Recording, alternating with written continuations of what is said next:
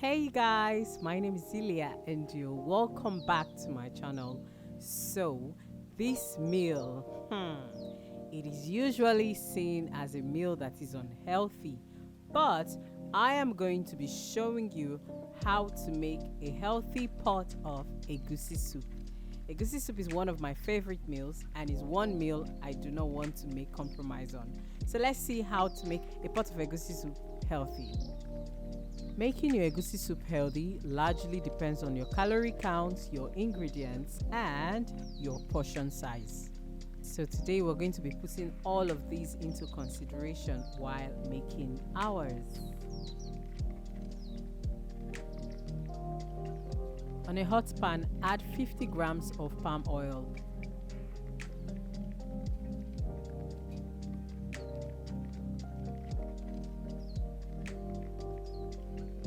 And now that it's hot, I'll go in with my onions and fry till it's transparent.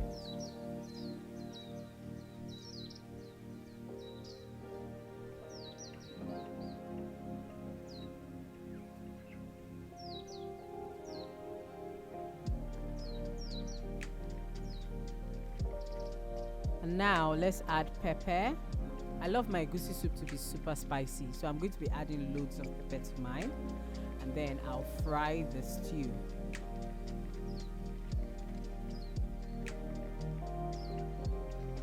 And then I'll fry this until it's a bit dry, and I'll cover it for a while so it can simmer. And now the stew is dry, it is ready for our sumptuous 200 grams of egusi. Egusi is very high in calories, so this is where all of the calories are packed. So the trick to this is the number of portions that you serve the food will make it either healthy or not. So frying my egusi, I use a technique. So one thing that my mom taught me was, if you want to fry your egusi, do not just keep stirring like you're frying stew. Take it from the bottom up and turn it and capsize. Just keep doing that. Gradually push the middle. So that is how I fry my egusi.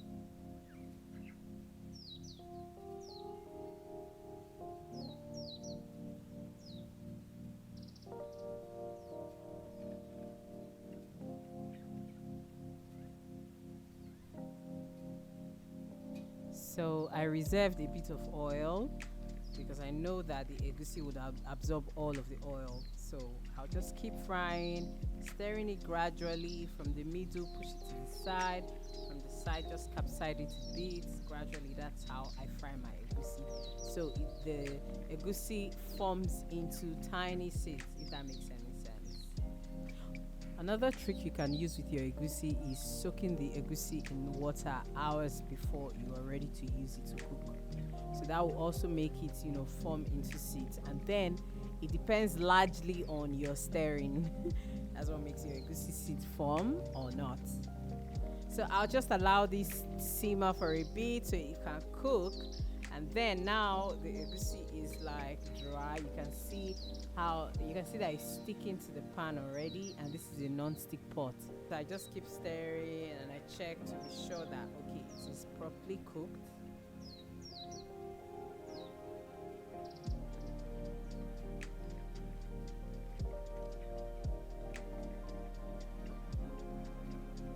And then I'll add my turkey. So I boiled my turkey and I added a bit of Kpomo and stockfish together. So the calorie quantity is written below, so pay attention to your calories. So I'll allow this cook for a while and then add water so it can boil together.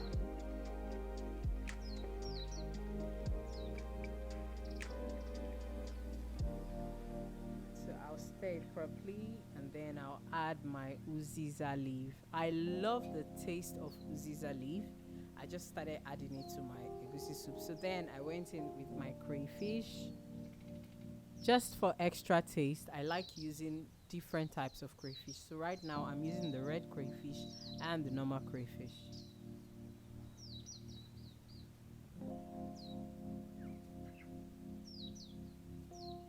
So then I added a bit of seasoning.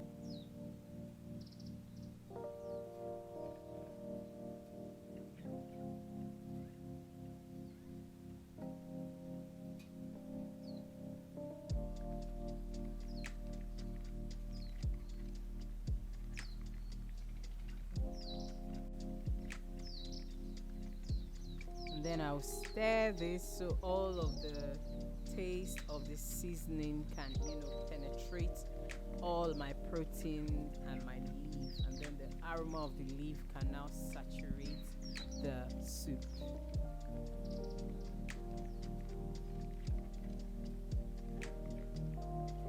See how delicious it looks already.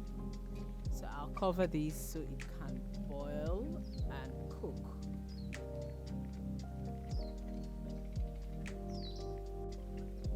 And then you just have to constantly keep checking. And I'm still going to add a bit more pepper. I love pepper. I don't know if anybody likes pepper, because I discovered that sometimes the reason why I get hungry is not because I'm hungry, it's because I'm craving pepper and salt. So I like to make my meals a bit spicy so I do not feel hungry. And then I'll add a bit of salt just for taste. Because I used my turkey stock, I'm very conscious of the amount of Maggi and salt I use. So you really have to pay attention.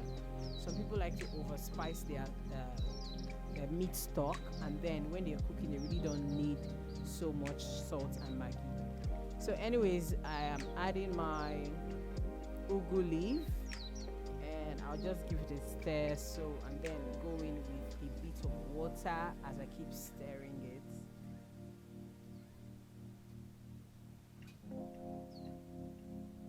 And then more pepper. You can never go wrong with pepper. I love pepper. And more pepper. Ooh, it is so, this soup tasted so good. So I'm adding a bit of crayfish I reserved, and then I'll add a bit of seasoning just to seal the taste. So you have to keep tasting to be sure that your meal tastes nice. And then I added just a pinch of salt, and I'll give this a stir so everything can absorb all of my seasoning.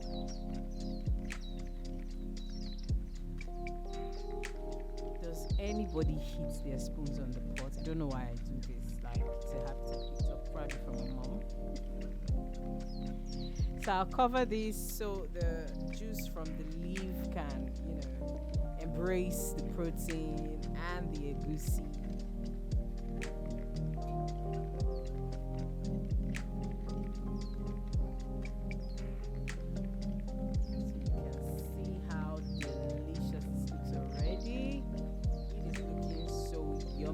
Add more water if you like, but I like my soup thick. So this is basically how I make my healthy, delicious pot of egusi soup. It is healthy, it is low in calories, and it is yummy as F. So anyways, I got 6 portions out of this pot, and in each of those portions I have less than 500 calories. In order to keep the calorie low, I use a healthier choice of swallow.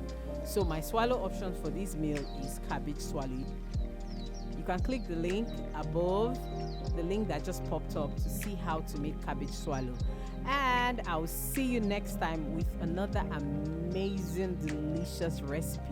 Thank you. Follow me on Instagram at Lean with Zelia, and subscribe to my YouTube channel. Bye.